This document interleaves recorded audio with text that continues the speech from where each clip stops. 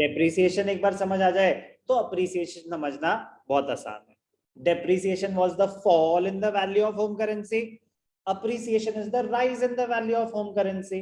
80 rupees per dollar चल रहा था, 75 हो गया, तो इंडियन रुपी थोड़ा सा स्ट्रांग होना शुरू हो गया. पहले $1 के लिए आपको 80 रुपीज स्पेंड करने पड़ते थे, अब $1 आपको 75 रुपीज में ही मिल जाएगा. इंडियन करेंसी स्ट्रांग हुई है. इंडियन करेंसी स्ट्रांग हुई है. कोई भी डाउट? तो appreciation, rise in the value of domestic currency in terms of foreign currency. Currency appreciation means increase in the value of domestic currency in terms of foreign currency.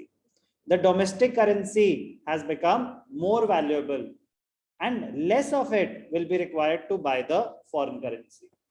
Indian rupee appreciates when the price of $1 falls from 74 to 70. Sir, Indian rupee appreciate हो रहा है, price तो गिर रहा है. बेटा price गिर रहा है डॉलर का. डॉलर के लिए $1 के लिए पहले आपको 74 रुपीज खर्च करने पड़ते थे, अब सिर्फ 70 रुपीज खर्च करके काम हो जाएगा. तो डॉलर का रेट गिर रहा है, इंडियन करेंसी स्ट्रांग हो रही है. A change from $1.5 for a pound to $2 for a pound, तो डॉलर की वैल्यू गिर रही है, पाउंड अप्रिशिएट हो रहा है. UK pound is appreciating. पहले एक पाउंड आप $1.5 में ले पाते थे, 1.5, अब $2 चाहिए आपको, तो यूके पाउंड स्ट्रांग हुआ है, यूके पाउंड अप्रिशिएट हुआ है. तो कोई करेंसी अप्रिशिएट हुई है तो वो करेंसी स्ट्रांग हो गई है, तो उस करेंसी की कम यूनिट्स चाहिए होंगे आपको दूसरी करेंसी लेने के लिए as compared to what was required in the past. Sir $1 के लिए 70 रुपीज तो अभी भी चाहिए, आप कह रहे हो इंडियन रुपी स्ट्रांग हो गया. कहां से स्ट्रांग हो गया? रिलेटिवली, कि भाई पहले 74 चाहिए थे, अब 70 चाहिए, तो पहले से तो स्ट्रांग हो गया ना. हम ये थोड़ी ना बोल रहे कि डॉलर से स्ट्रांग हो गया, पहले जो सिचुएशन थी उससे तो बेटर है, तो इंडियन करेंसी अप्रिशिएट हो गया. इंडियन करेंसी अप्रिशिएट हो गई. तो इंडियन करेंसी अप्रिशिएट होना क्या अच्छी बात है? जरूरी नहीं है. जरूरी नहीं है कि कोई करेंसी अप्रिशिएट हो रही है तो अच्छी बात है. ध्यान से सुनना. व्हाई? अप्रिसिएशन का इंपैक्ट क्या होगा? Appreciation will make the imports cheaper but exports costlier. Opposite impact हो जाएगा. तो आपके इंपोर्ट्स तो सस्ते हो जाएंगे, तो जो चीज आप बाहर से आप इंपोर्ट कर रहे थे वो आपको सस्ती पड़ रही है, बट अब आपके एक्सपोर्ट्स कॉस्टलियर हो गए.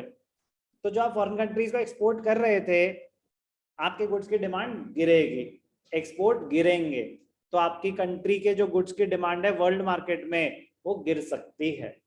तो जरूरी नहीं है कि डेप्रिसिएशन अच्छी बात है या बुरी बात है, अप्रिसिएशन अच्छी बात है या बुरी बात है. कह रहे ऐसे नहीं पता, it depends on the country. एक इंपोर्ट ओरिएंटेड कंट्री की ज्यादा इंपोर्ट करती है तो उनके लिए डेप्रिसिएशन बुरी बात है, क्योंकि इंपोर्ट्स और कॉस्टली हो जाएंगे. कोई कंट्री एक्सपोर्ट ओरिएंटेड है जैसे कि चाइना, उनके लिए अप्रिसिएशन बुरी बात है, वो तो जानबूझ के अपनी करेंसी की वैल्यू को गिरा देते हैं. आगे जाके हम टर्म पढ़ेंगे devaluation.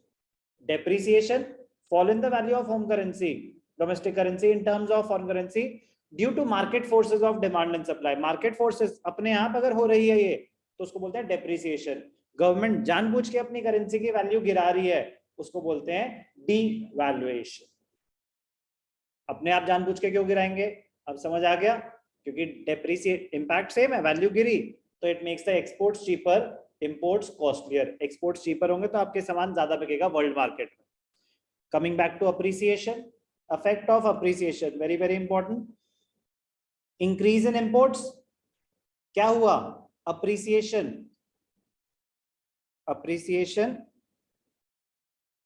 makes imports cheaper, exports costlier. कैसे सर? एक एग्जांपल दे दो बेटा. एग्जांपल तो आपके पास ऑलरेडी है.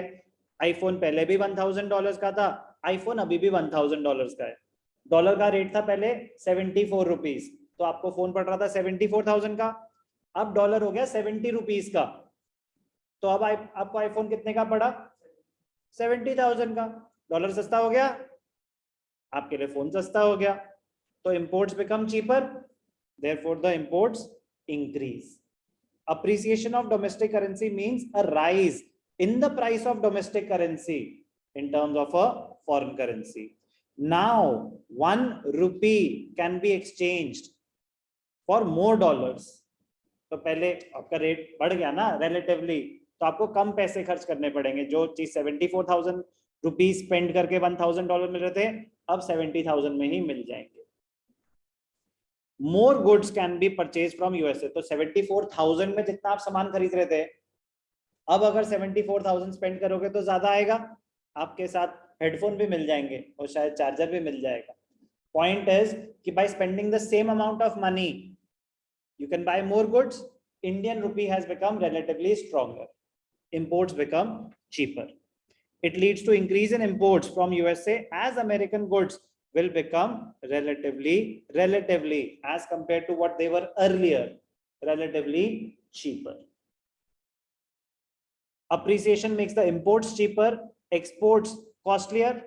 तो exports पे क्या impact आएगा? Exports गिरेंगे हमारी country के. Appreciation will lead to a decrease in exports. आपको पेंसिल ₹1 में मिल रही थी, अब अगर 74 रुपीज पर डॉलर था, तो $1 में कितनी पेंसिल्स खरीद पा रहे थे? 74 का था डॉलर. अब अगर डॉलर हो गया 70 रुपीज का, तो आप कितने ले पाओगे? 70. तो आप ज्यादा पेंसिल ले पाओगे या कम पेंसिल ले पाओगे by spending the same amount of money. Your willingness to buy goods from my country will increase or decrease? Decrease. Exports will fall. Appreciation will lead to a decrease in the exports as one unit of foreign currency will now buy less of domestic goods. It leads to fall in exports as domestic goods become relatively costly for foreign nationals. Increase in imports, decrease in exports, decrease in national income. तो अभी आपको impact समझ आया? Net exports क्या होते हैं? Same जो ऊपर थे sir, exports minus imports, exports minus imports. तो नेट एक्सपोर्ट्स होते हैं exports minus imports, exports minus imports. तो if imports rise,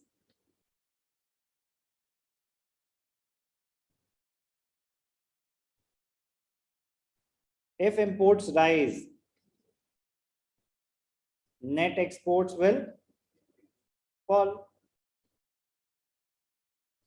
If exports fall,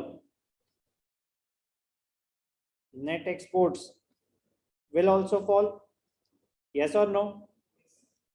Therefore, national income or GDP falls. कोई भी डाउट?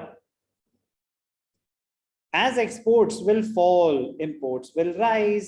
मतलब कह रहे एक्सपोर्ट्स गिरे, ऐसा नहीं कि एक्सपोर्ट्स जब गिरेंगे तो इंपोर्ट्स बढ़ेंगे. नो, कह रहे चाहे एक्सपोर्ट्स गिरे चाहे इंपोर्ट्स बढ़े, दोनों का इंपैक्ट क्या होगा? नेट एक्सपोर्ट्स गिरेंगे. Net exports will decrease. It will reduce the national income, assuming other things remaining constant. कोई भी डाउट? तो बहुत ही ज्यादा इंपॉर्टेंट टर्म है डेप्रिसिएशन एंड एप्रिसिएशन.